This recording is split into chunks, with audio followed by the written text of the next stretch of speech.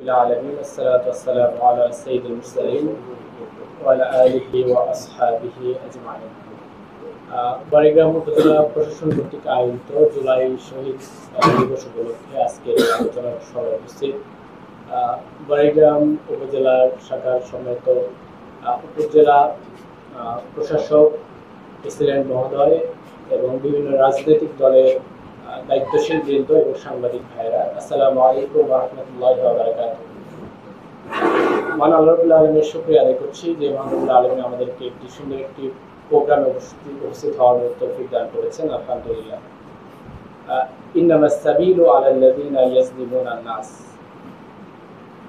আল্লাহ তাআলা কোরআন কারিমে বর্ণনা করেছেন যে ইন্নামাস সাবিলু আলাল্লাযিনা ইয়াজলিমুনা নাস। আল্লাহর অভিযোগ কিয়ামতের ময়দানে তাদের বিরুদ্ধে যারা মানুষের উপর জুলুম করেছে। আল্লাহ তাআলা অভিযোগ করবেন তাদেরকে যারা মানুষের উপর অন্যায়ভাবে জুলুম করেছে।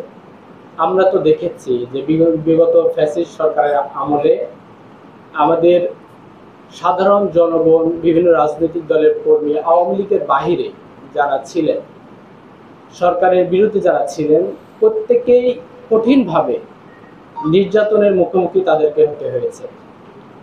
আমি একজন সাধারণ ছাত্র, একজন মানুষ, ছাত্র শিবিরের কিছু দায়িত্ব পালন করার চেষ্টা করেছি। আমার নামে 3-4টা মামলা। এই 5 তারিখের আগেও আমরা আমাদের বাড়িতে থাকতে পারিনি। আমরা বিভিন্ন জায়গায় থাকার চেষ্টা করেছি। প্রত্যেক দিন এক এক জায়গায় আমাদের আন্দোলন করতে হয়েছে। আমাদের পুলিশ প্রশাসন আমাদেরকে খুঁজেছে। এমন কোনো জুলুম নাই আমাদের উপর করা হয়নি।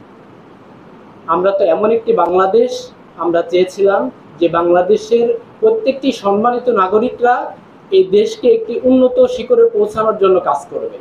এখানে কোনো দল মতের বিভেদ থাকবে না। সকলেই নাগরিক হিসেবে তারা তাদের দেশকে কি দিতে পেরেছে, কি দিয়েছে, এটার জন্য আমাদেরকে কাজ করা উচিত। কিন্তু আওয়ামী লীগের এই রেজিমরা আমাদেরকে কোনোভাবেই দেশের কল্যাণে কাজ করার জন্য কোনো স্পেসই আমাদেরকে দেয়নি। আমাদের 1971 সালে যে মহান মুক্তিযুদ্ধ হয়েছে, মুক্তিযুদ্ধে যেভাবে আমাদের শহীদ হয়েছেন, ঠিক তেমনিভাবে 24-এ যেভাবে এই ফ্যাসিস্টকে বিদায় করার জন্য যে সমস্ত রংপুরের আবু সাইদ ভাই থেকে শুরু করে, আবু সাইদ, মুগ্ধ ভাই থেকে শুরু করে যতজন ভাই বিদায় নিয়েছে, আমরা আল্লাহর কাছে দোয়া করি যে আল্লাহ যে রেজিমকে, যেই সন্ত্রাসী সংগঠনকে, সন্ত্রাসী দলকে এই সমস্ত ভাইদের মাধ্যমে এই বাংলাদেশ থেকে বিতাড়িত করা হয়েছে, আল্লাহ সেই সমস্ত ভাইদেরকে আপনার সাহায্যের সর্বোচ্চ মাকাম দান করুন। আর আমরা যারা আছি এই নতুন বাংলাদেশে, আমরা এমন একটি বাংলাদেশ গড়তে চাই যে বাংলাদেশে আওয়ামী লীগ বলবে না, যে আওয়ামী লীগ যেভাবে বলেছিল এই বাংলাদেশ শুধুমাত্র আওয়ামী লীগের বাংলাদেশ, এই বাংলাদেশ শুধুমাত্র একটি শেখ পরিবারের বাংলাদেশ। আমরা এমন একটি বাংলাদেশ গঠন করতে চাই যেটা 17 কোটি মানুষের বাংলাদেশ। এখানে কোনো দলের দেশ হবে না, কোনো মতের দেশ হবে না। এটা প্রত্যেকটি ধর্ম, বর্ণ নির্বিশেষে প্রত্যেকটি মানুষের বাংলাদেশ। যে বাংলাদেশ হবে মানবিক বাংলাদেশ, যে বাংলাদেশ হবে আদর্শ বাংলাদেশ, যে বাংলাদেশ হবে নেতৃত্বে সারা পৃথিবীতে নেতৃত্ব দেওয়ার মতো বাংলাদেশ। আমরা চাই একটি সুন্দর একটি সমাজ, সুন্দর একটি রাষ্ট্র আমরা আমাদের ভবিষ্যৎ বাংলাদেশকে উপহার দিতে চাই।